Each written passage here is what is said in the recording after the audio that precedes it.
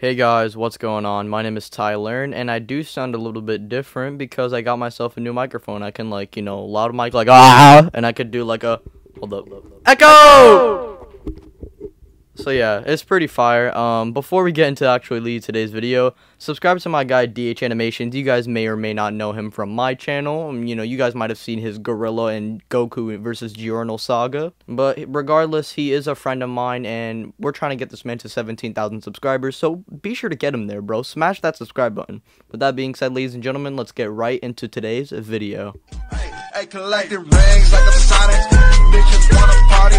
My wrist getting heavy. Got 'em on a diet, yeah. Flex like I'm Hogan.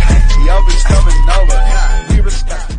Now, before we get into the actual story, I would like to go over the background, which is pretty distinct from current Naruto in terms of the setup. We will say here that Naruto can't use any jutsu, at least for the moment, and we can say that Naruto has worse chakra control, and this would lead into Naruto training even harder than his canon self. And if you guys want to say, well, how would he have worse chakra control? Just say that Nine Tails is taken into more of an effect than in canon, which leads into Naruto not being able to even control any of his chakra at all, rather than just a little bit. And Naruto would train even harder than his canon self, since I would have to clarify that because you guys would just probably think, well, Naruto already trained, but yeah, relax. He still trains like how he did in canon, but he trains even harder this time and doesn't really, since he can't really use chakra, he just kind of works on his physical training.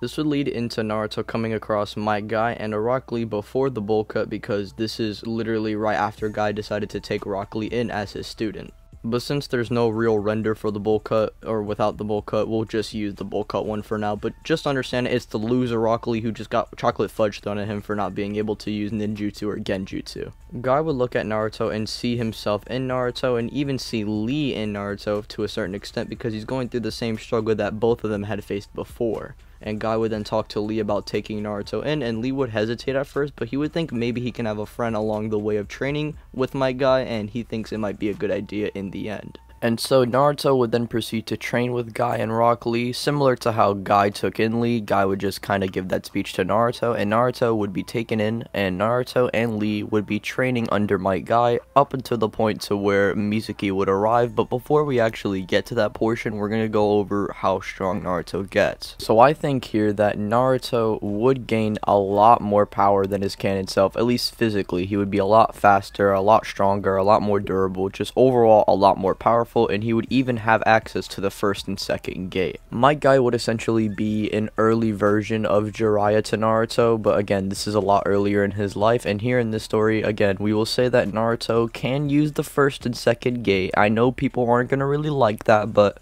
I don't really care, I just want to give him the gates. And so the level of gates Rock Lee knows how to use is really up to you at this point. It doesn't really matter, but regardless, he's going to be graduating earlier than Naruto, and he won't really have much to do in the story until the Chunin exams, so it doesn't really matter. But I will say one thing, Naruto and Rock Lee will be knowing of each other, and Rock Lee and Naruto would have a rivalry with each other. Now with this would still lead into Naruto getting outsmarted by Mizuki and him discovering the Shadow Clone Jutsu, which for this story is going to be pretty busted considering Naruto's already far higher stats. And this still leads into him graduating the academy and him establishing his rivalry with Sasuke, and he, Sakura, and Sasuke being on a team, along with them meeting Kakashi and establishing their goals to Kakashi, and this bell test being set up. Essentially, the beginning part of Naruto after episode 1 plays out pretty similar. That is until, we get to the bell test itself, which is going to play out a lot differently in this timeline due to Naruto being a lot more powerful. Naruto in this timeline would be managing to keep up with Kakashi in terms of taijutsu, and even forcing him to move back, since Naruto almost caught Kakashi lacking multiple times in their taijutsu exchange. I don't know why my mic cut out there, but yeah, exchange. Anyways, this would lead into Naruto revealing the first gate, which would lead into him blitzing base Kakashi and catching him off guard, allowing him to take the bells and beat the test only by himself this time. Now this means during the 1 month gap, Kakashi would train Naruto, Sasuke, and Sakura about teamwork, and eventually this leads into the Land of Waves saga, which plays out kind of differently here, at least for the beginning part. Naruto easily bops the two Mist brothers, which means no kunai speech, and when Zabuza arrives, Kakashi would still lose to him, and Naruto here is confident that he can release the water prison simply by himself with the gates, and he would activate the first gate and rush to Zabuza and proceed to use the primary lotus, releasing Kakashi from the water prison and also hitting Zabuza with a devastating blow. Remember, Naruto here is faster than at least base Kakashi, since this is part 1 Kakashi before training and wanting to get stronger, which takes place in the middle of part 1. Sharingan shouldn't increase movement speed and only reaction speed, which means this kid Naruto should be at least on the same tier in speed as Zabuza, if not even faster, so Naruto would release Kakashi pretty easily here, and Kakashi would use the last of his chakra to finish Zabuza off. Naruto with the first gate, that is dozens of times of an increase stated in the manga. I don't think Naruto would still be slower than Kakashi and Zabuza, especially given it's like at least a 12 times multiplier for opening just one of the gates. And Kakashi would collapse due to exhaustion, and shortly afterwards Haku would arrive, and seeing his mentor dead, and Team 7 would basically proceed to try and combat them, which would lead into Naruto and Sasuke teaming to try and keep up with the Mist Ninja, which leads into Sasuke again being overwhelmed by the needles. Sasuke would be subdued even faster in this timeline, considering the fact that Haku would be bloodlusted seeing his dead mentor. Now with this would lead into an earlier Sasuke discovering the Sharingan before collapsing, and yes, you guessed it, Naruto tapping into Kurama's chakra for the very first time. Now with Naruto doing this, he would manage to break the mirrors with just raw strength alone. And as Naruto would slowly lose steam and regain composure as he's charging at Haku for the finishing blow, Naruto would tap into the first gate and knock out Haku, which would lead into Haku not dying this time, but just being in an unconscious state. And plus, I do think Haku would allow Naruto to actually finish him off anyway, because Haku would think that Naruto has earned it, and Haku has no other purpose anymore and would like to have the same fate as Zabuza. Sasuke would be revealed to be alive, but barely, and Kakashi would just wake up and want to finish this ninja off after Naruto explains everything, or Sakura, it doesn't really matter who explains it, but Naruto defends him, saying that he's down for the count and to just leave him. It's only fair that Kakashi and the others do this, considering the fact that without Naruto, everybody would be dead right now, and Naruto did get the final blow on Haku, so he feels like it's kind of fair for him to decide his fate. And his fate is going to be alive, but he's going to be placed in a different location. And if he wants to come back to fight, well then they can maybe take him down there and maybe kill him then, but until now, Naruto just wants to spare him. And so with that being said, Team 7 then decides to leave Haku in a different place of the Hidden Mist, or Land of Waves, doesn't really matter what you call it, and they would proceed on to go to Tazuna's house, where they would learn about chakra control, you know, tree walking, water walking. They would still do all that training, and this would lead into them going to the bridge site. Which, for this timeline, there would be no threat besides Gato and his men, and Gato and his men would be easily defeated by the likes of Team 7, and the bridge would still be named the Great Naruto Bridge, and this would still conclude the Land of Waves saga. It's just the only thing that really changes here is that Haku and Zabuza are dealt with a lot earlier than in canon.